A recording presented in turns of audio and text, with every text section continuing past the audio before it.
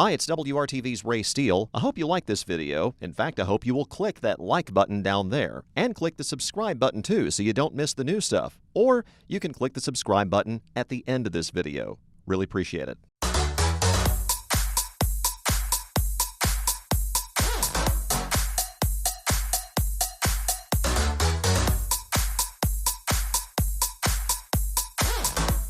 2019 was the last time we had gathered in person for one of our events, and we're very excited to get together this year for the first time since then. The Indy Pride Parade is along Mass Ave downtown. It steps off at 10 a.m. on Saturday, June 11th. Kit Malone, she's with the ACLU of Indiana. What does it mean to be one of the grand marshals of the parade?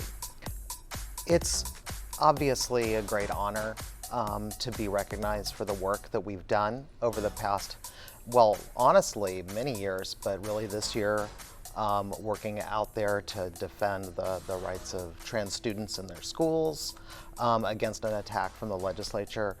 But what it means the most to me is the recognition of the whole community that came out to support us in that work.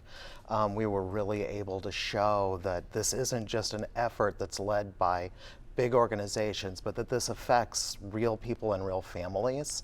I'm very proud of that, and I'm looking forward to giving a lot of those families an opportunity to stand up with us in that parade. And that's the thing. Again, it's associated with fun, and it's going to be a fun time.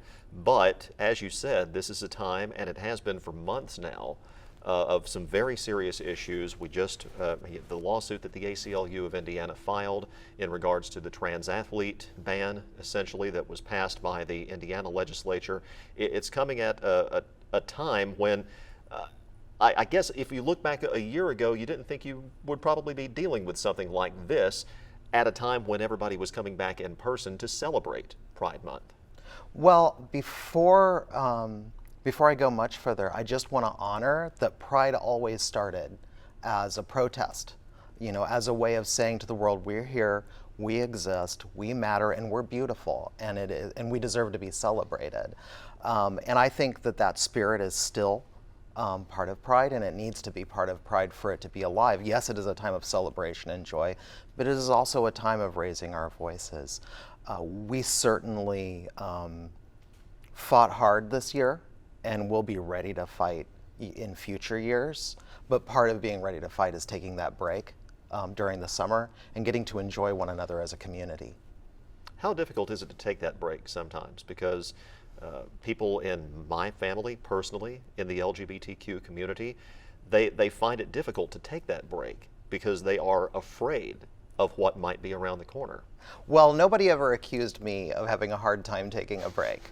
However, I understand the spirit of that question, and I know when I talk to families who are affected by, for instance, this year's attack on trans students and trans athletes in their schools, you know, it's hard to disconnect because the news media can be very full of reports of very powerful people saying some really terrible things, you know, about their loved ones and about their children, and the fear that might provoke people to confront them in public, to treat them badly, and to discriminate them against them in you know, places of business around the state.